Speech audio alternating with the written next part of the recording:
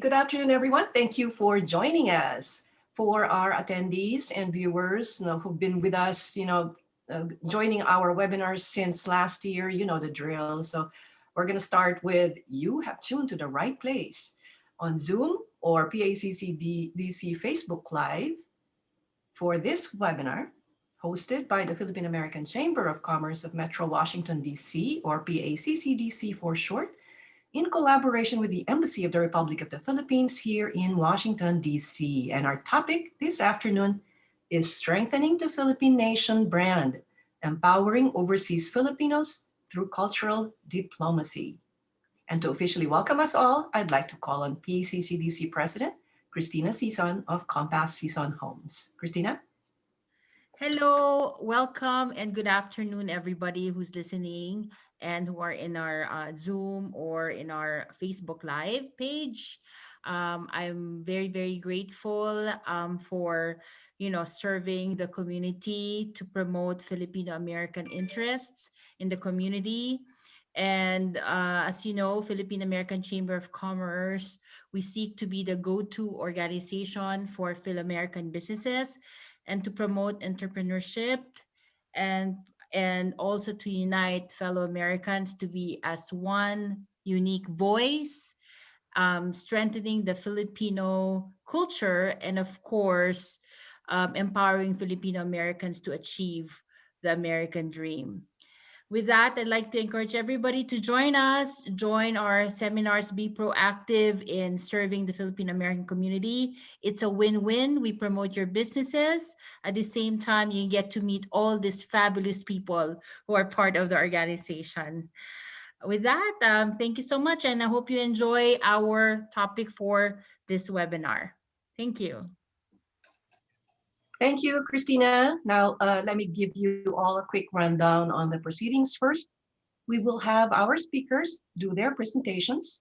We will have Second Secretary and Consul Darell Artates first, and then Judith Mitchell of Platinum Flooring. After that, we will have our Q&A portion.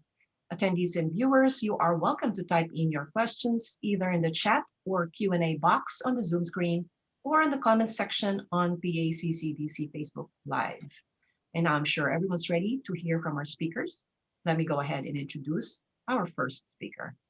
Second Secretary and Consul Darell Artates is the Public Diplomacy Officer of the Philippine Embassy here in the US. Her portfolio includes cultural diplomacy, public affairs, press relations management, and Filipino community engagement. She's also the administrator of Sentro Rizal, Washington, D.C., or the Philippine Cultural Center in Washington, D.C. Before her posting to the US, she was assigned to the Public Information Services Unit, now the Office of Public Diplomacy, of the Department of Foreign Affairs. Darell gained her previous work experience in multicultural environments. And I'm very proud to say she is a fellow UP graduate, earning her bachelor's degree in political science from the University of the Philippines, Manila, and received a master's degree in international studies from the University of the Philippines in Diliman, Quezon City. Welcome, Darell. The floor is yours. Thank you very much, Alma, for that warm introduction. And thank you, Christina, and to PACCDC for working with the Embassy on this webinar series. I like what Christina said about the PACC trying to create a unique Filipino-American voice in the United States and to empower them not only in business, but really in embracing their Filipino heritage and their Filipino identity. So I think that's it. That's the, I would say the rationale of my existence and the existence of our office at the Embassy of the Philippines in Washington, D.C. I would just like to give you a warning. You may hear some noise from time to time as my neighbor is doing some renovation work. And as a Filipino, I'm a good neighbor. So, it's fine. We're very chill. So we're just going to proceed with the presentation today.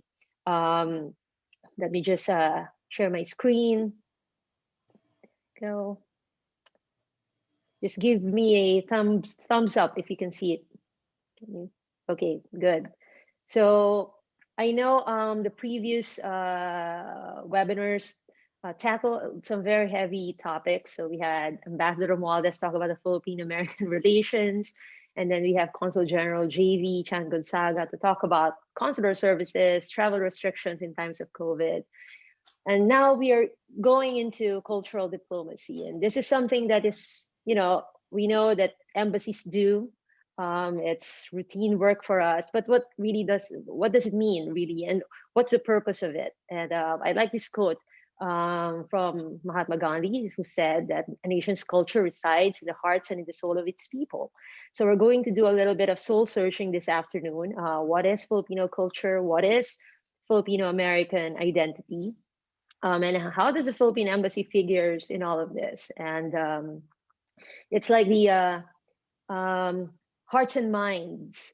They say that diplomacy is also about winning hearts and minds. And cultural diplomacy at its core is trying to foster understanding among cultures and between different groups and different traditions, so that we may be able to find our common ground and we'll be able to work together on issues of common interest.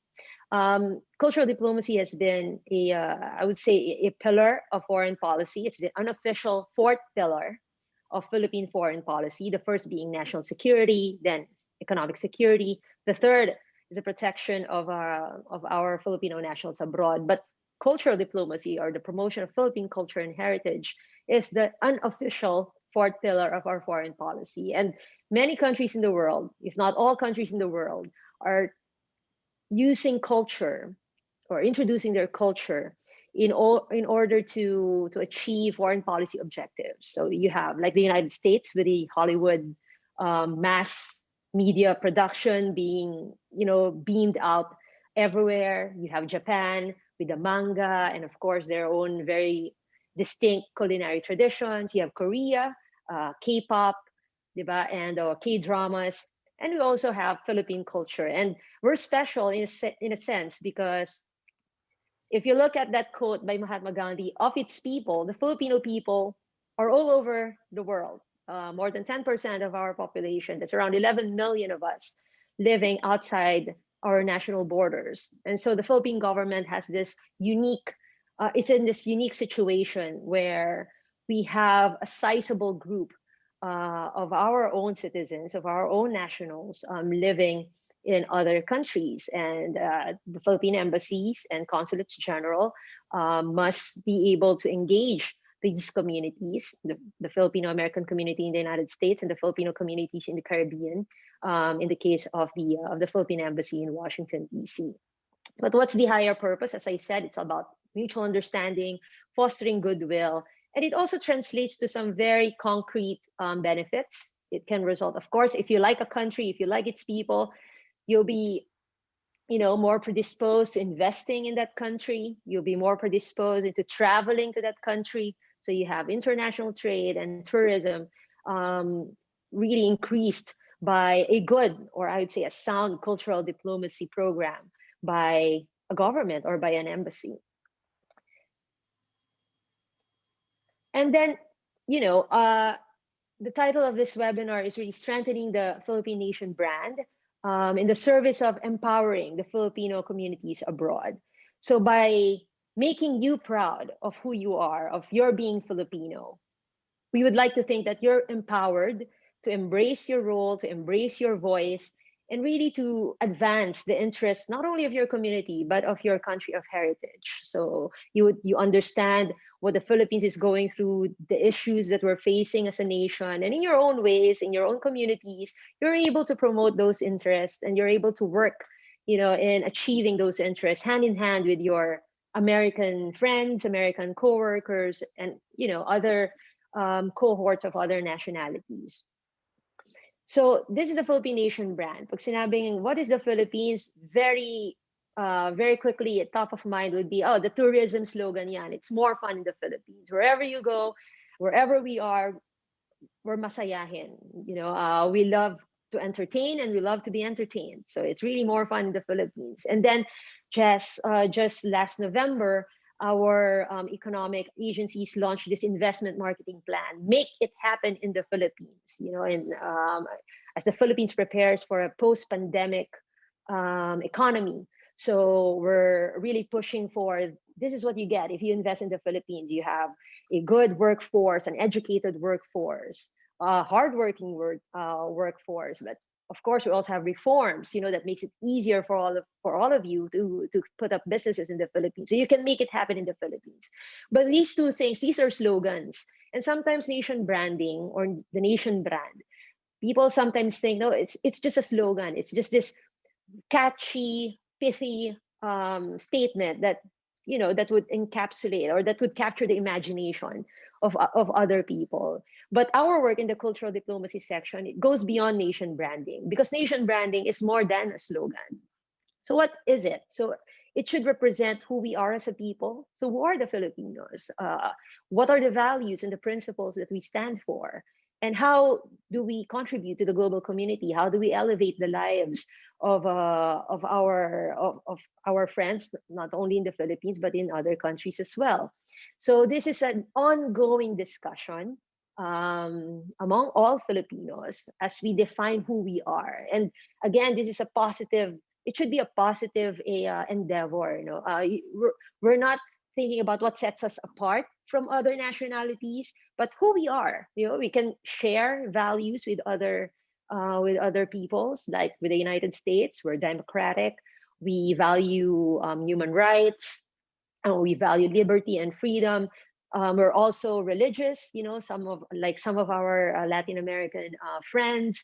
So we can also hit those commonalities and similarities with other cultures, and that makes it easier for us to relate with them and to work with them again on matters that concern all of us, or of mutual interest and mutual concern. So please, when you think of a nation brand, so it's nice, that it's more fun in the Philippines has gained traction. Make it happen in the Philippines is gaining traction. But we should be, as a people, we should be able to reflect deeper and, just think about, but who am I? And what is it about me that makes me proud to say that I am Filipino? So what the Philippine Embassy does also is we look at we look at our healthcare workers, in the time of pandemic. We highlight their contributions and also their role in fighting this pandemic in the United States. And I'm sure as Filipino Americans, you are proud of of your fellow Filipino Americans who are at the forefront of that very critical battle, and that we understand their sacrifices, and we recognize their sacrifices as the sacrifices to their families, as they perform their duties with faithfulness and dedication. So in the Philippine Embassy conducts its cultural diplomacy through its Centro Rizal, Washington, D.C. Alma mentioned this. So there's a Centro Rizal that was established in 2009 by law. So if you're going to think of a counterpart to this, this is like the Instituto Cervantes of the Philippines. So Spain has Instituto Cervantes, China has the Confucius Institute. So the Philippines has Centro Rizal, Washington, D.C., named, of course, after our national hero, Dr. Jose Rizal. And the main purpose of the Centro Rizal is to promote Filipino art, culture, and language to Filipino communities abroad. So the Centro Rizal in Washington, D.C. is the 30th branch of Centro Rizal. I think it's the first in the eastern seaboard of the United States. So it was established in June 2018. And for more than 2 years now, this has been the vehicle through which we introduced our language and our culture, firstly to young Filipino Americans, who need to be reconnected to their roots, and also to American audiences. So that's Centro Rizal. But in the time of COVID, it has been quite challenging to do cultural diplomacy. If you still remember pre-COVID times, we usually gather in the Philippine Embassy or in other venues. So we have food, we have entertainment, and then we have speeches, and then we have socials, and it's all part of this programming. But in the time of COVID, of course, we all have to shift online, and fortunately, we have the technology to do that. So what Centro Rizal did, we immediately migrated to virtual programming. So this is just an example what's flashed on the screen, what I was talking about, just honoring our Filipino medical frontliners in the United States. So we put up some blue lights in the two buildings along Massachusetts Avenue. So that's an example of cultural diplomacy in the time of COVID. Another example is our Philippine agriculture attaché, Dr. Jocelyn Havalosa, our very hardworking agriculture attaché. What she did, she gave out virgin coconut oil moisturizers to medical frontliners, to hospital workers in Virginia, in Richmond, Virginia, and also in the George Washington University Hospital. So at the same time, you're promoting a Filipino product, you're promoting and you're demonstrating, the bayanihan spirit of the Filipinos. And again, tying it up to, we're all in this together, and this is a difficult time, but if we just go work hand in hand, we'll be able to get through this together. We're going to survive this together. And as you can see you can see the photo, they look so happy with those virgin coconut oil products.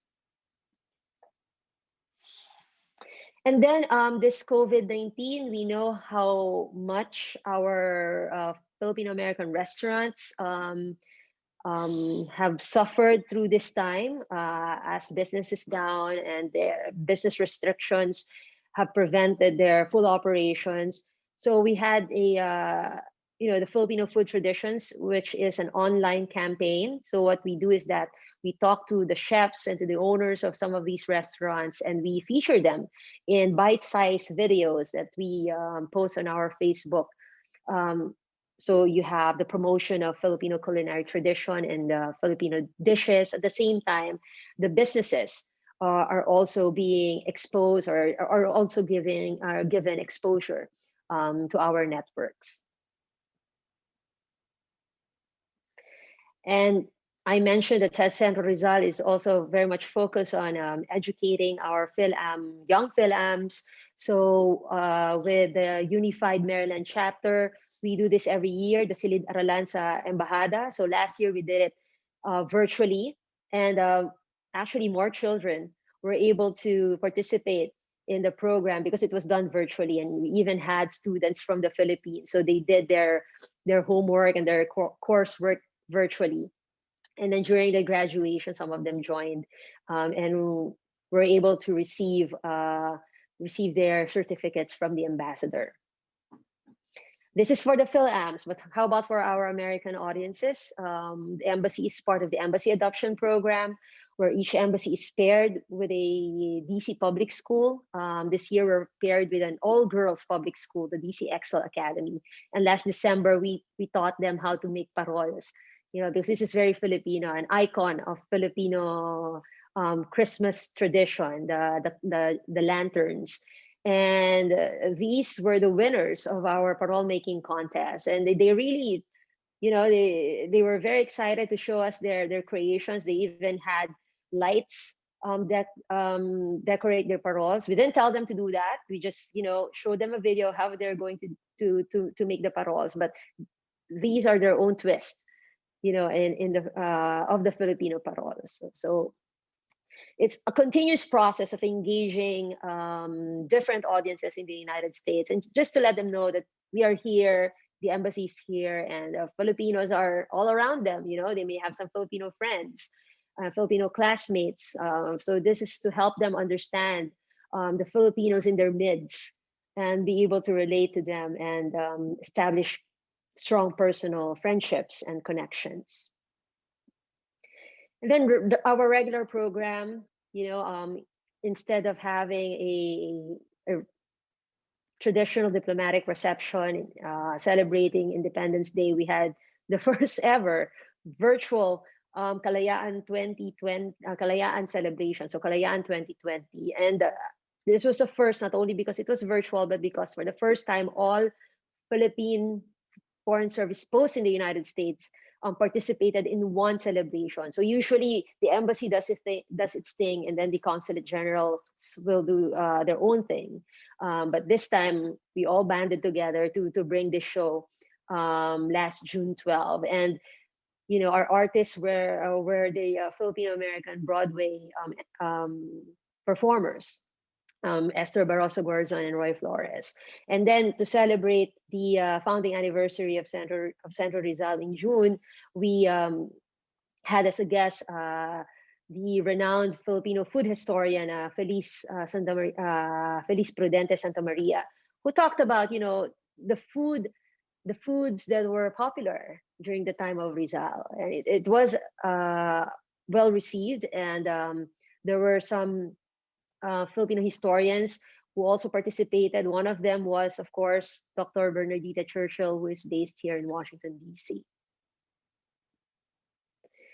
And then we had some activities, really just recognizing the difficulties that we're experiencing this time. So the face mask designs, we featured some of the social enterprises in the Philippines. So these are companies, small companies that work with indigenous communities in the Philippines to bring their indigenous designs into face mask.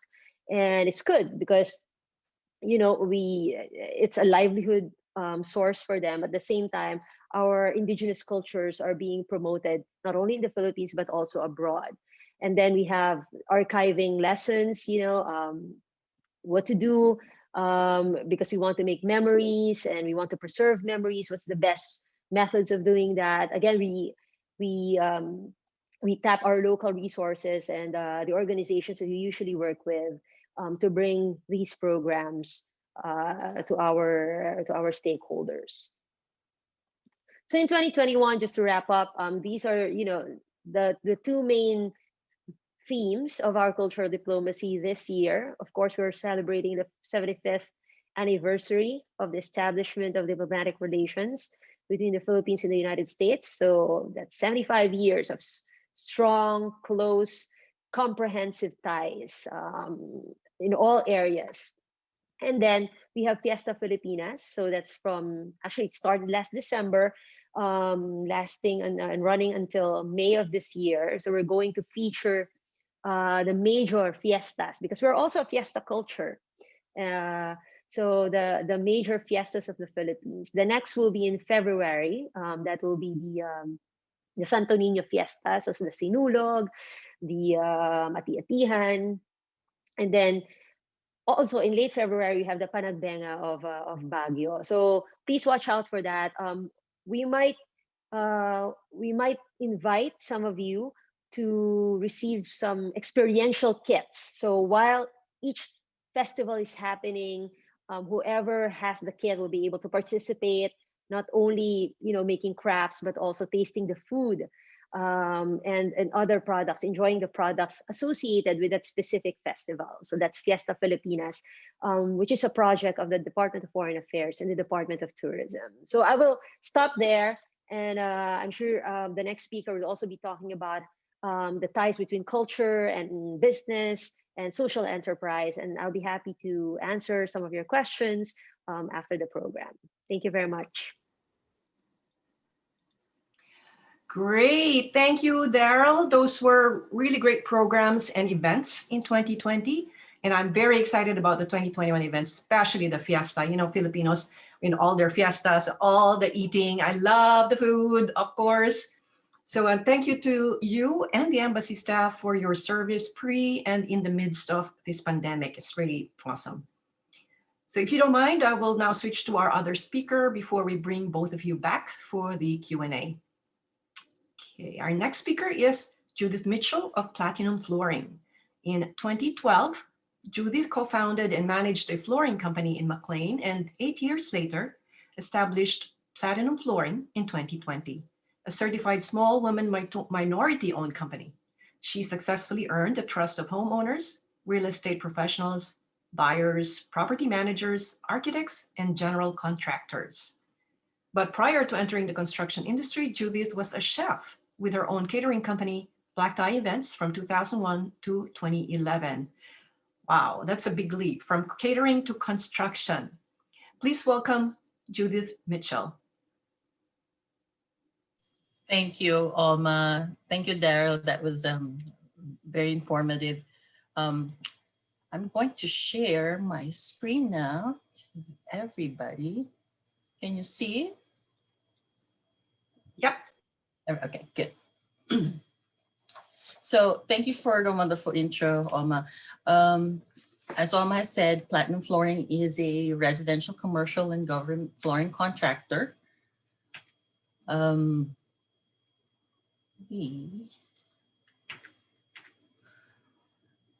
I'd like to just show some photos and explain how the flooring trends have changed over the years. These are carpet projects that we have done. Carpet used to be the giant in the industry. It always has been because of the price points. It's very easy to spruce up a space.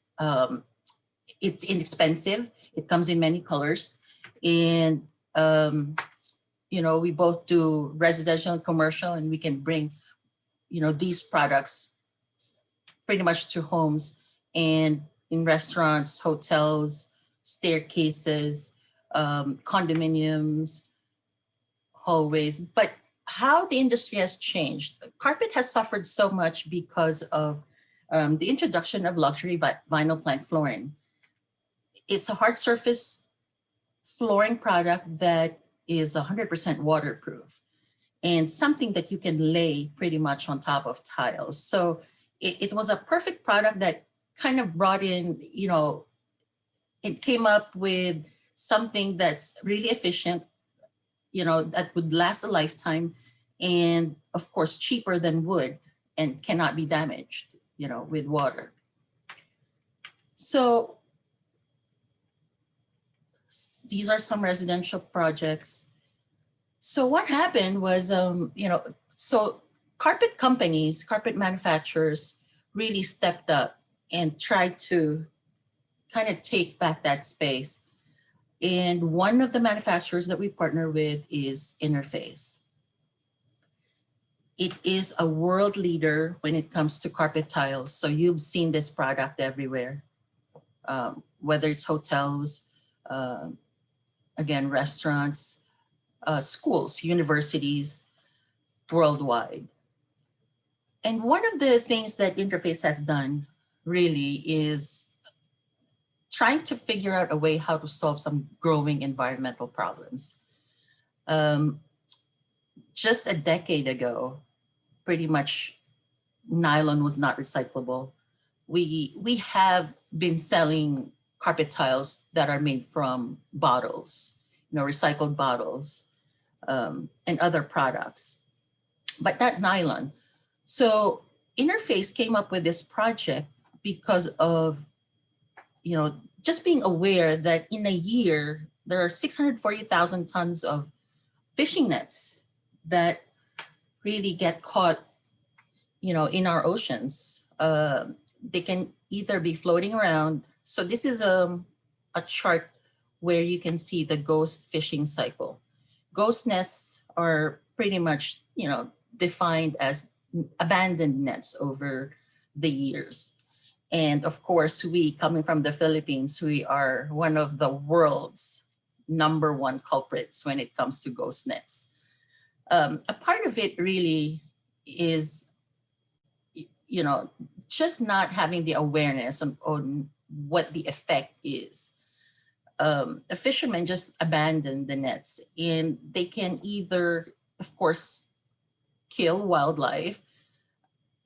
When these nets settle in the bottom of the sea, pretty much, you know, the other scavengers can get trapped. So overall, once they get released in the oceans, it also has a big effect in the environment. So human intervention was needed.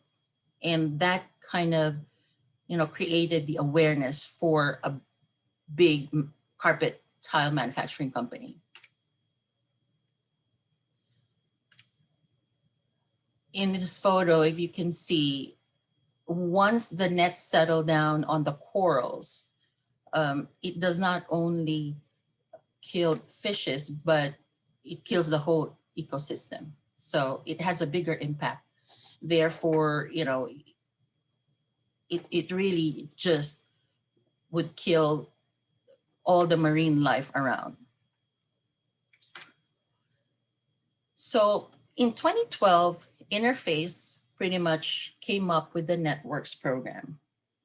Just imagine in one of the islands in the Philippines, these fishermen were taught how to fish for nylon fishing nets, these ghost nets. So these fishermen would jump off their wooden boats down to the seafloor. They would use their hands, their bare hands.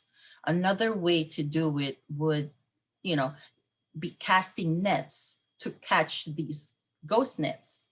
So they would be catching these nets, dripping in mud, tangled. They will find broken corals, dying crabs, or other seafood. If Can you imagine if these nets can be recyclable? Then, there was something that these fishermen knew that they were really contributing in their livelihood. So what Interface did was, they gave an incentive. So pretty much the carpet company is now, paying this fishermen. So asking them to sell back the fish nets.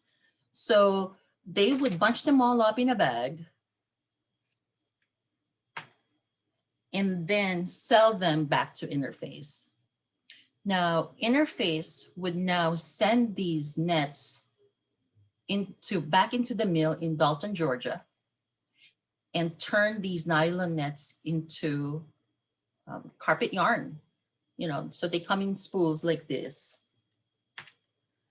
And of course, they would dye it and turn them into carpet, broadloom or modular. Modular are carpet tiles.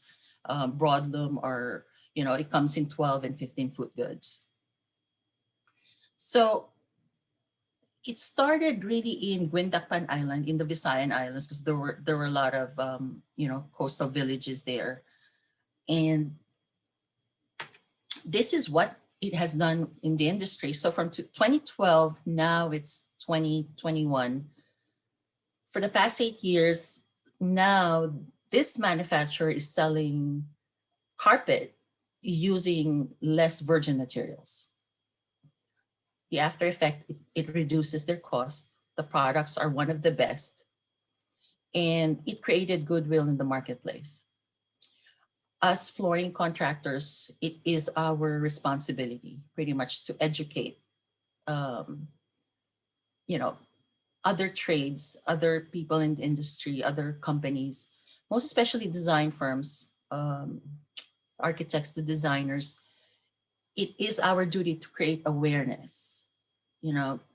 Now here's a product which has created fewer abandoned nets, and now is a new source of income for impoverished communities.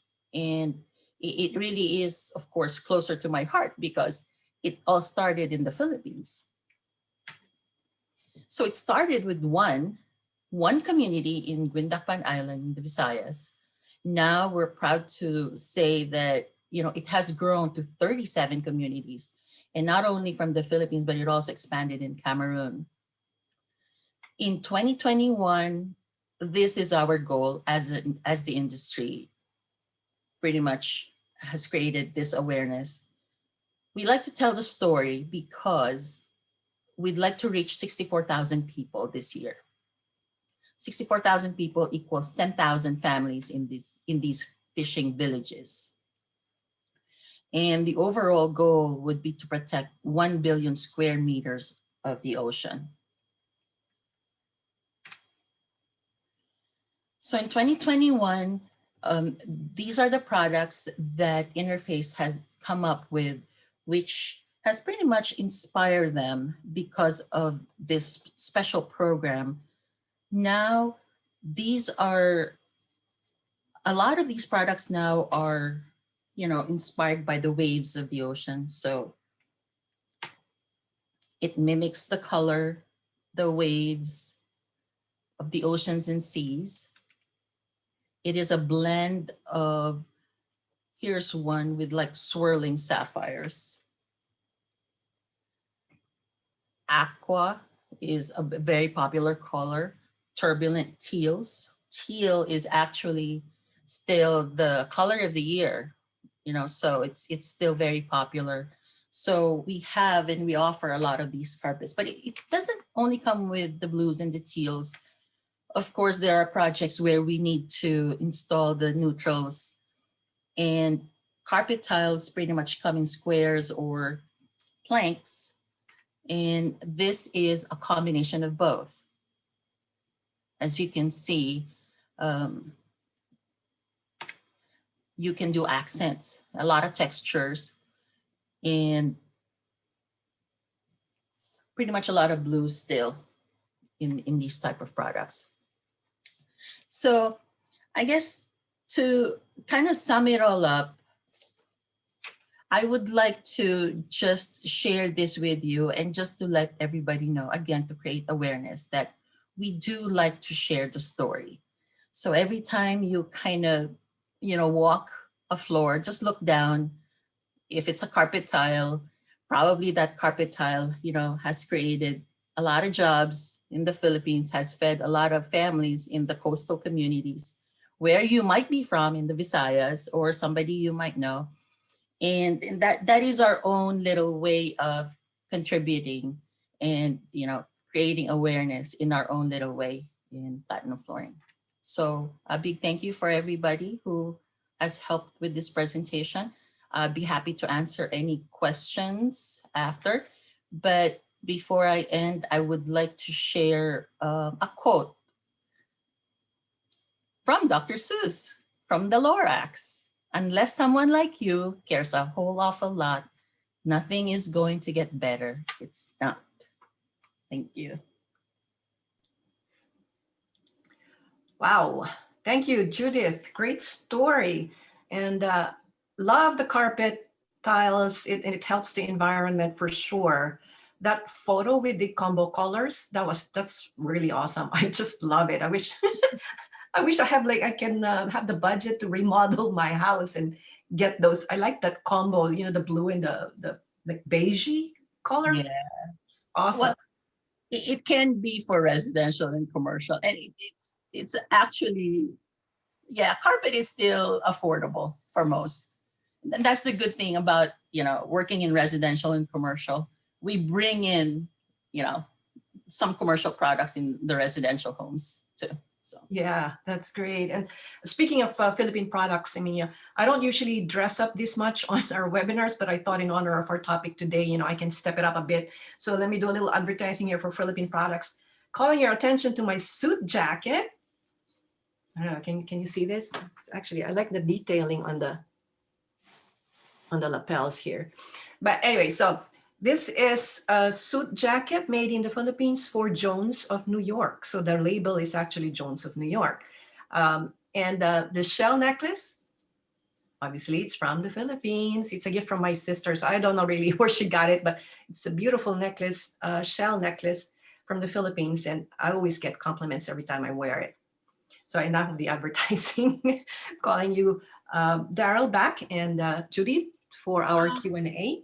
Yeah, Alma, I just wanted to promote Philippine culture through the masks. Oh, awesome. I have Yes. 100 masks that was sent to me. And this is sort of like embroidered mask, like depicting the culture. It's manually embroidered. So it's nice when you have parties. We have flowers like this. Look at that. Isn't that beautiful? Wow. So who did that? Who made it? It's a manufacturer in the Philippines. We're going to be selling it. Look at this. Isn't it a nice Philippine flag? Yeah. Yeah. So I had about maybe about 500 masks here, and they're gonna take some pictures, and we're gonna help some people sell it to our community. Yes. That's all. Awesome. Yeah, look at this. Isn't it nice? Embroidered, Darell. I'm gonna send you one. Okay, thank you. Yeah. All right. Let's proceed with our Q&A. So some questions may be clearly directed to a particular speaker, but of course the other is welcome to jump in as well. So the first one we have, I believe it's for Darell. The Nation brand, it's more fun in the Philippines. how does it represent what we stand for as a country? Well, first and foremost, Judith, those carpets are amazing. I have to say, and thank you also for sharing that inspiring story. And I do believe that so many social enterprises and many businesses are doing important work in sustainability, promoting livelihoods in rural communities. So thank you for doing that, and also Alma and Christina. I feel bad that I don't have any cultural item that I can show off. Now it's a failure preparation on my part, but I'll do my best to make up for it. Um, uh, so yeah, it's more fun in the Philippines. It's a tourism slogan, so it's a tourism campaign. That's why the emphasis there is on the fun part. So tourists usually travel, for not for anything, but to get, to have a break. So the fun part is the one that's being highlighted in that. So the nation brand, it doesn't have to be, like for tourism, it's good that we communicate that if you go to the Philippines, you're going to have so much fun. It's going to be a memorable trip for you. But it's not all we are. And as I said, sometimes nation branding, it can also be complemented by, for instance, the business side. You have make it happen in the Philippines. So we're not just fun. We're also, we're also hardworking. When we're not having fun, we're working hard, and or we're working smartly. And so these campaigns are complementing each other. But in all honesty, sometimes it really helps to reflect on what each slogan or what each campaign is doing, if it advances, the overall image of the Philippines. Because sometimes agencies, and it's natural for a bureaucracy, sometimes agencies, they work at cross purposes, and so the message of one campaign is undercut by another campaign, or they don't have anything to do with each other at all. So these things happen. So it's always a continuous discussion among government agencies. But it's more fun in the Philippines. It's been, it's proven to be very durable and memorable. It's been with us for more than 6 years now, which is, in Filipino political cycles, is kind of long. So it means it's working. Yeah, I mean, I love it. And obviously, you definitely will have fun when you go to the Philippines, with all the beaches, the beautiful beaches, and the very, very warm people there. And, they say New York is the city that's never sleeps, but I personally, they don't hold a candle to Manila. That is definitely a city that does not sleep. All right, so next question. The name Central Rizal implies it is specific or devoted to anything related to Rizal. What was the reasoning behind calling it that if it serves as the main resource on Philippine culture and heritage and not just all things Rizal? Well, I think I'm not privy to the conversations that happened that led our legislators and our cultural agencies to settle on Centro Rizal as the name of this Filipino cultural center. But I guess Centro Rizal is fitting because Rizal was a cosmopolitan Filipino. He was well traveled. He was he was interested in learning other cultures. And these are all the values, and this is the trust of the Centro Rizal. It's really to be open to, first, to share your culture, and secondly, to be open to learning about other cultures, so that there could be an intercultural connection, an intercultural relationship that can happen that would benefit both cultures.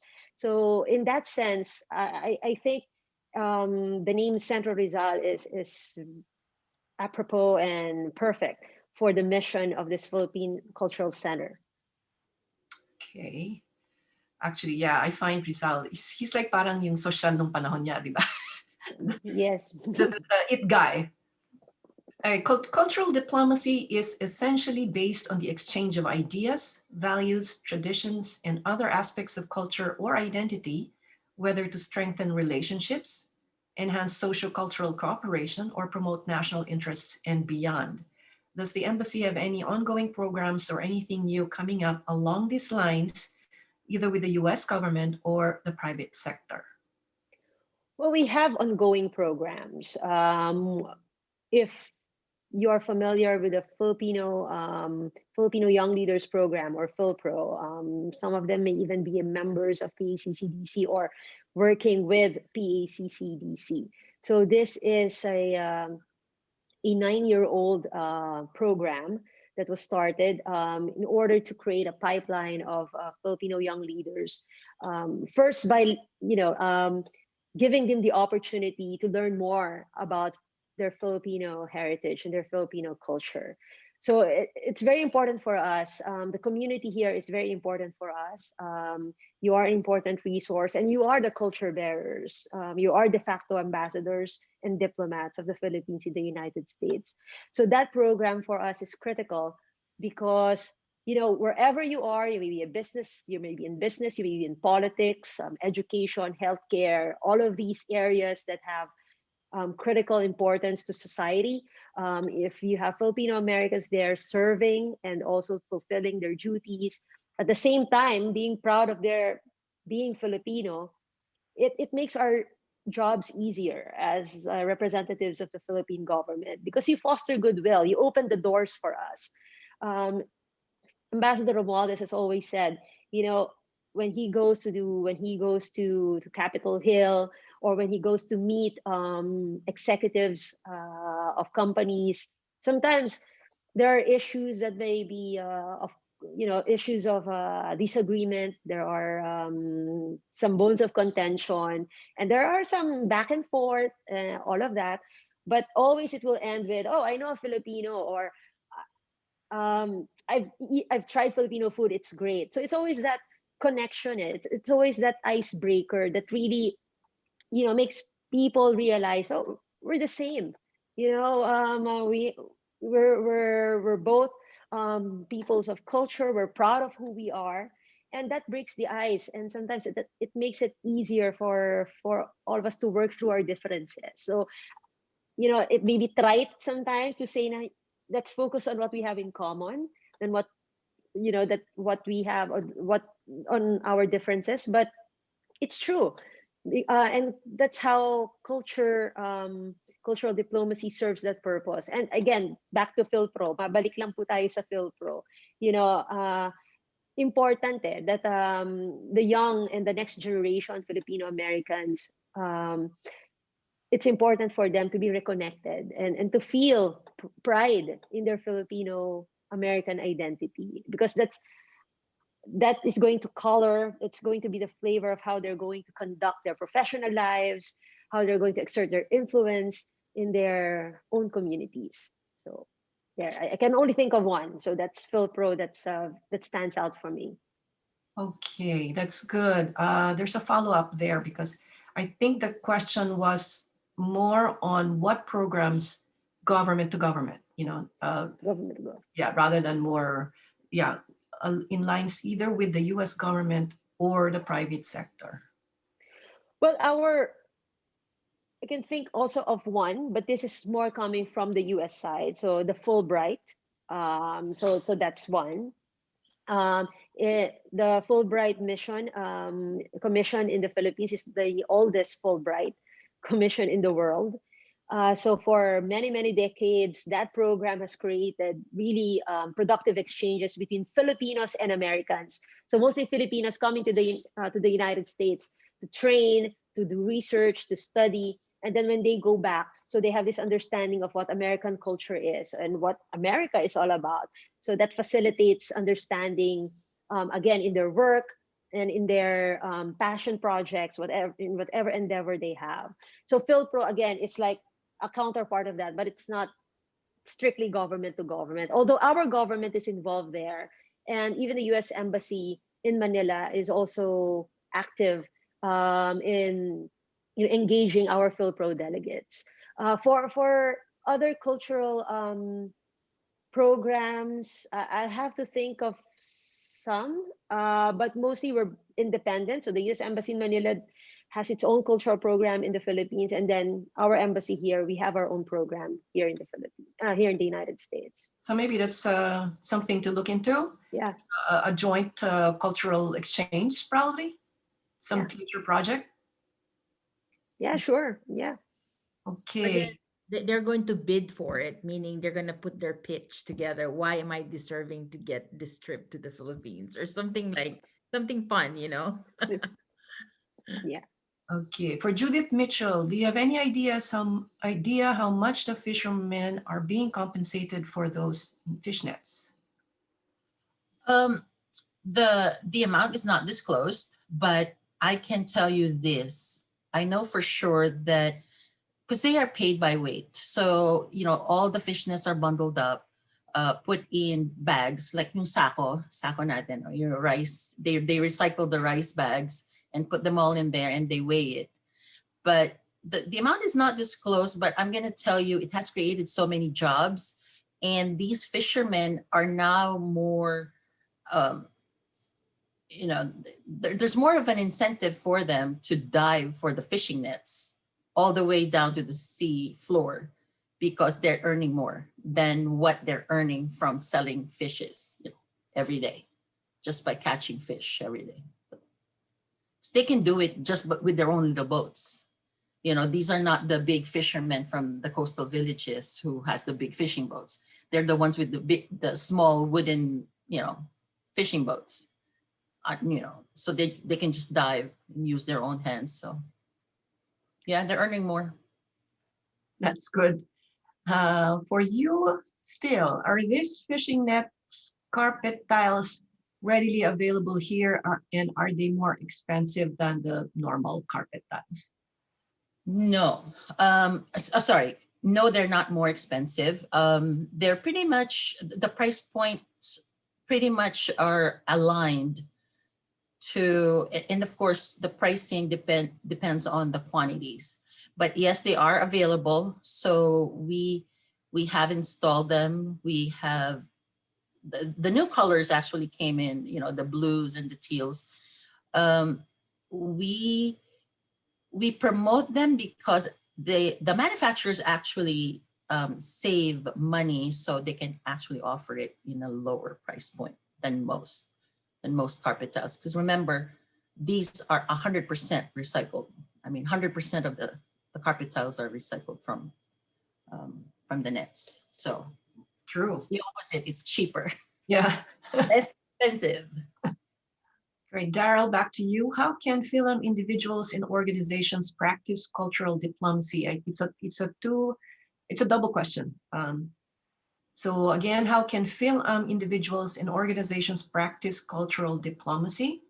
And are there cultural diplomacy programs of the embassy that we can partner with as individuals or organizations? I'll take the second question first. We're open. Centro Rizal is open to proposals, project proposals for collaboration. In fact, when Centro Rizal was inaugurated in 2018, we immediately sent out this call for proposals, and we were able to receive also a good number of proposals.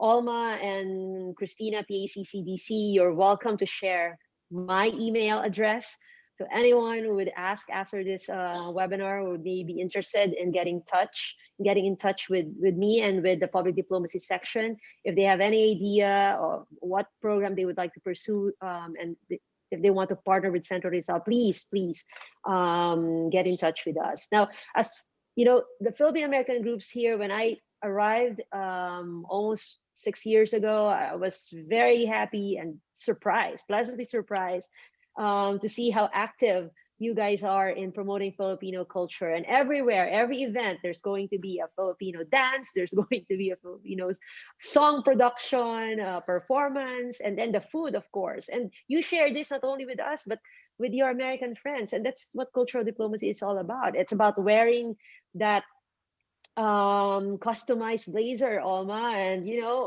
wearing that face mask. that that would spark the conversation. Oh, what design is that? Oh, it's the Filipino color. It's a Filipino the colors of the Philippine flags. So that's really what cultural diplomacy is all about. But for more formal collaborations, please get in touch with me and with the public diplomacy section of the Philippine Embassy. We'd be happy to do things with you. Okay, guys, you heard that. So think about it and send your proposals, and we're gonna do a lot more of this cultural diplomacy. All right, Judith, are you going to expand beyond the Philippines and Cameroon to source the nets? I think the goal is to expand in Cameroon, not, um, but the goal for this year, which I kind of bulleted down earlier, is really to expand in the communities first, because there are a lot of coastal communities. So hopefully the expansion kind of, goes to the other islands in the Philippines too. So it all depends on how the fishermen would, kind of embrace this program, and again, just creating awareness. So is Interface a Philippine company? It's not. It's a U.S. brand that we partner with. So it's a U.S. Manufacturing company, but Interface spearheaded this pretty much. They're the first, so they're the pioneers in. They were able to figure out how to recycle the nets, the fishing nets, and we are also lucky that we got the start in the Philippines. Okay. All right, Darell, you have this VIP tour every year that you do each July. Can you tell us about that? Yes, so this was formerly the ambassadors tour. So every July, we invite our Filipino American friends to go on a trip to the Philippines, a curated trip to different spots, key destinations in the Philippines. Unfortunately, because of COVID, the 2020 edition was canceled. Probably the 2021 edition as well, but will be soon to return in 2022. So please watch out for that. The embassy and the consulate general usually releases all information the December of the previous year, before the VIP tour year. So please watch out for that. Oh, I'm very interested in that. It's like, how does that happen? I mean, like, which area do you target? So Manila is always there. So if you like Manila, because Manila is a city that doesn't sleep, then you have to come. So it begins with a wreath laying ceremony at the Rizal Monument in Luneta or Rizal Park with the mayor of Manila. So in 2019, it was Mayor Isko Moreno who led that ceremony and led all the participants in that ceremony. And then we choose usually a place where there is a cultural significance or historical significance. So that could be Cebu or Bataan. And then, of course, finally, our naturally beautiful destinations, Palawan, so yung mga beach po natin and diving sites. So 3 or 4 destinations every year at a price that you cannot beat. And as I know, as business people, you'd appreciate the value for money that this tour offers to all interested participants. Great. And the field pro that you mentioned, how does one register or? You apply for it. So yeah, so the application period usually happens from February to July, because the trip to the Philippines takes place in November. So there's a committee that looks through all the applications, and because it's all expense paid, so that's why it's very competitive. The application process is very competitive. So we choose only 15. And the last time we had more than 80 plus applications, and 14 were able to go to the Philippines for that immersion trip. What's So the last year was, I'm sorry? the age range? What's the 25 to 40. 25 to 40? Yeah. Okay, so any interested parties, Sayang. look it up. Okay, do we have any other questions? Oh, here I see, what's this? Is there something here? can you ask Judith if fishermen get compensation like the ethos water concept of Starbucks? Are they contributing to the coastal water communities? Say it again, Alma. Uh, do the fishermen get compensation like the ethos water concept of Starbucks? Are they contributing to the coastal and water communities? Um, I'm not familiar with the Starbucks um, concept there, but the a big part of this program is creating awareness with the fishermen, educating them that they are not only doing this, not only they are creating jobs in their coastal communities, but they're also preserving, the fishes in, for future generations. Because as I've said, it's these fish nets are just abandoned. Of course, before, when they weren't educated, they really never saw the need to dive for them, but now they are compensated, monetary. So it's part of a big part of this is educating them, which is why they participate in the program, Yeah. aside from financial. So Alma, just to reiterate, I think that was one of the questions from my team. But I think the Ethos Water concept is that for every water you buy from Starbucks, they will contribute to establishing a well for clean water for the communities. So it's sort of like giving back. So my question was like if the what is the compensation, or what are the programs aside from the jobs, are they donating to the community? Do you have like sort of like a program Oh, where, you know what I mean, like a yeah. slogan where, yeah. I get it. So each manufacturer has many different programs. Shaw, which is the biggest carpet company, they don't have this program. They have recycling programs, recycle bottles, but um, they do it in a way where they partner with U.S. charities. So this, for example, I mean, it's pretty much straightforward. The fishermen are compensated, Because with of, with money. But here in the US, now these US companies, number one, offer a lower price point of carpet. Second, that's when it comes in where interface, because of this recycling program that they spearheaded, now they can get more contracts from the government, and at the same time giving back to local charities. So yes, each manufacturer partners with local charities like Shaw, um, and of course us too. So because we partner with them, every project that we install, the carpet cushion, every carpet cushion, a part of it is donated to St. Jude. So there's the St. Jude program. okay, So a lot of this is, really partnered with the local charities here in the US. great, thank you. Yeah. Yeah, that's great. Yeah, like 50 cents, there's a portion of every installation that we do. So it feels good.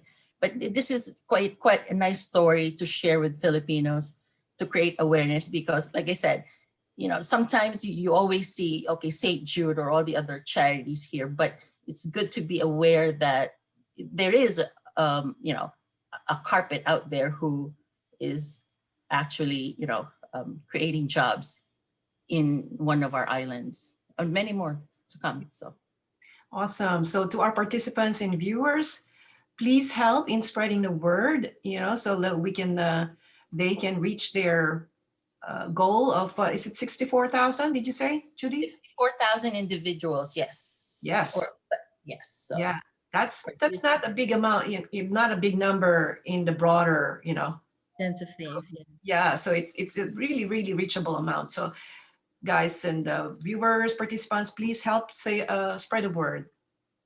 Mhm. And with that, folks, I believe we're done. This brings the webinar to a close. We're a little few minutes after our 5 o'clock close, but that's great because we know that you are all interested in asking your questions. And thank you to our speakers Philippine Embassy's Second Secretary and Darell Artates, and Judith Mitchell of Platinum Flooring.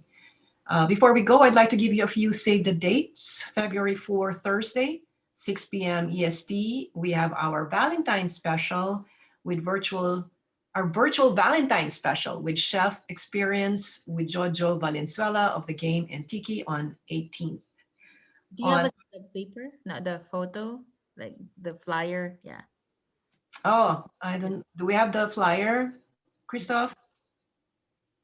Not sure. That was just circulated earlier this afternoon, so I don't think we have it yet. But we will be posting it pretty soon on our FB page. On February 18, Thursday, 7 p.m. EST, we have our webinar in cooperation with the Philippine Overseas Labor Office. This is, usually we will have our webinars at 4, but this time we're gonna have it at 7 p.m. because we actually have speakers from Manila.